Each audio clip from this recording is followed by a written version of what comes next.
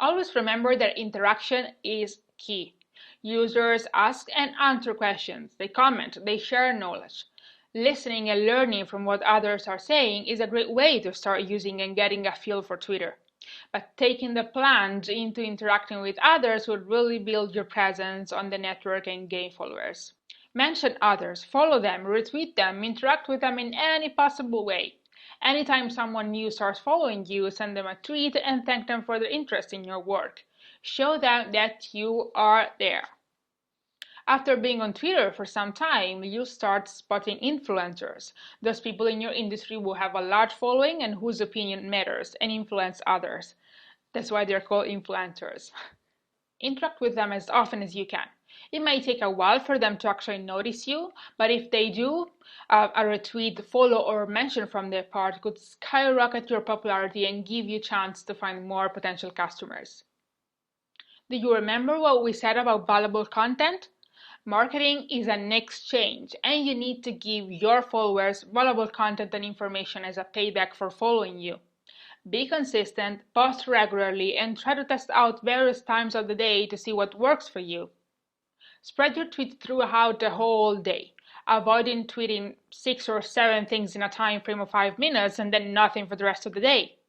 Various studies concluded that it's best to post 3 times per day. But again, there's no right or wrong here, just test and measure. Hashtags can also help you get noticed if you use them appropriately. In the same way that you can click on an hashtag and find everyone who tweets about it, others can do the same and find you. Topsy, which I mentioned in a previous lecture as well, is also a great tool to understand which hashtags are most popular and can give you great visibility. Once you create a substantial following, you can launch your own hashtag as well and use Topsy to track how people are using it. When speaking about monitoring your Twitter activity, the web is full of tools that allow you to do that. The problem is that most of them are paid, many of them are very expensive. There is only one that I think gives you everything you need to start, and it does it for free. I'm talking about a website called TweetReach that, quoting their website description, tells you how far your tweets travel. It also has a premium version, but the free one is good enough, I'd say. Twitter has also recently introduced their own analytics panel. It's still in development, but you can get some cool information there as well. You need to visit ads.twitter.com and click on Analytics, and you will access your own analytics panel. While Facebook is focused primarily on demographic data, Twitter is more about interests. Moreover, since many users tweet from mobile phones, you have pretty detailed information as to what type of device you use.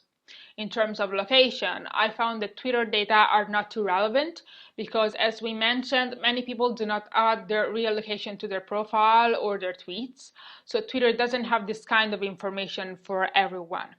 Let's say that Twitter shows you what they have and use data from that sample to give you statistics about your whole audience. So Facebook is definitely more accurate in this sense. Now I have homework for you. Follow these steps.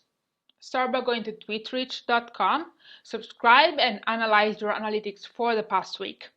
Think of all the things we've discussed in these lectures about Twitter and pick 3.